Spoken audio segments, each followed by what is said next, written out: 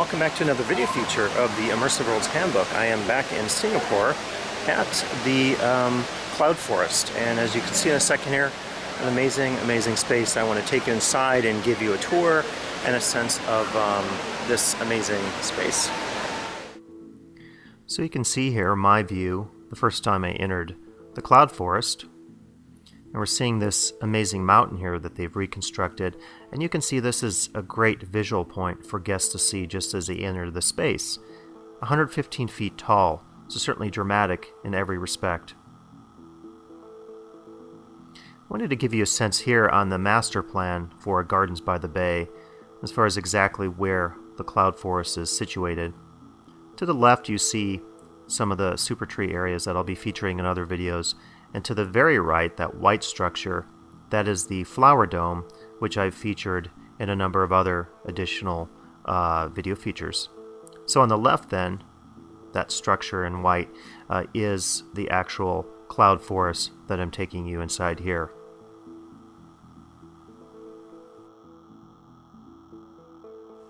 And as we look at the dramatic feature here at Cloud Forest, I wanted to point out in doing some reading that I discovered that the climate that they're trying to recreate here replicates conditions that you would find in certain tropical mountain regions between 3,000 and 9,000 feet.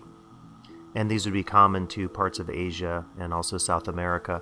So I think they've certainly created something amazing when you think about the fact that they've actually recreated those conditions of those climates and ecosystems. And as we look here just to the top of the mountain, which is covered in real plants, indigenous plants, you see the walkways that we'll be visiting here in just a bit. And one of the things I want to offer here is that when you're working with nature and trying to recreate nature, there is a great deal of authenticity involved. This is not a case where you could certainly use a number of artificial features, and the ones that they've used, as I'll talk about here shortly, are quite interesting in that they actually do fit in with the various natural features of the space. And here's a view from the top, and I think one of the things they've done in a remarkable sense here is to create this sense of verticality as you go up very high in this space, as you can see from this video.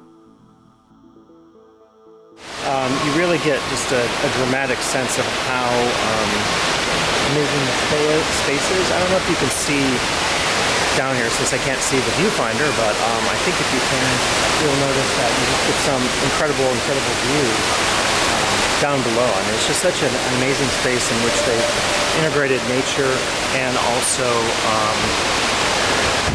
architecture, as you can see. So quite amazing, and just stunning views of the water as well.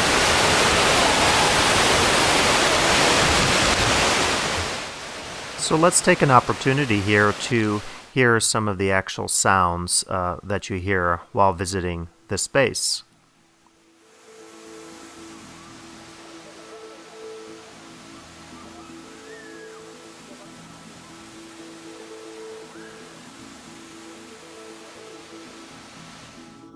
And I've been commenting throughout my visits to Gardens at the Bay that they have done a dramatic and amazing job in terms of using architecture that certainly could be called external to nature.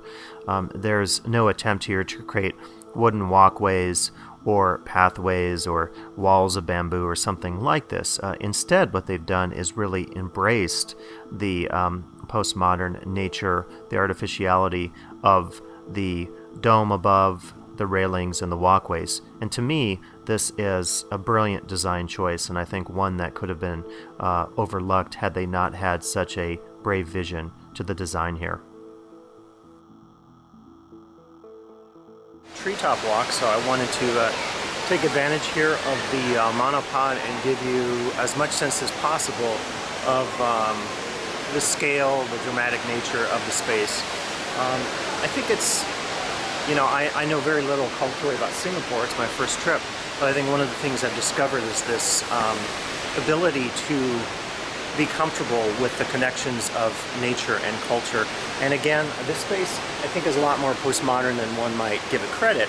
I mean, it's a space where you have, as I'll be taking you through later, these, what some people have called just behind me here, the avatar-like flower structures. And this space here too, the massive, the top is known as the Lost World.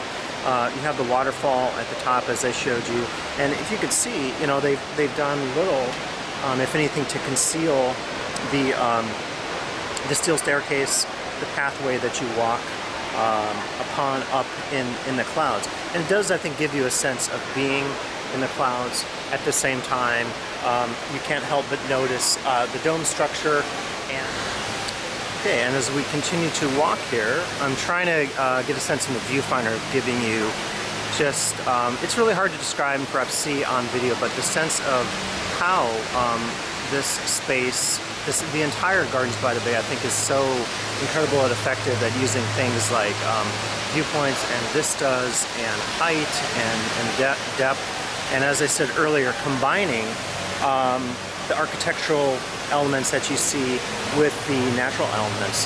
And all the way down here at the Cloud Forest, there are these placards that give you information, that give you a sense of you know, something about the plants or about the ecosystem. And there's a big, as I mentioned in some of my other videos, ecological message that is omnipresent, I think, in the whole Gardens by the Bay, which makes a lot of sense. But as you can see, stunning views everywhere, including views of the Singapore Flyer here just behind me, if you can catch that, as I kind of pan around 360, and we see the structure that is the waterfall that I'm also featuring here in one of my videos.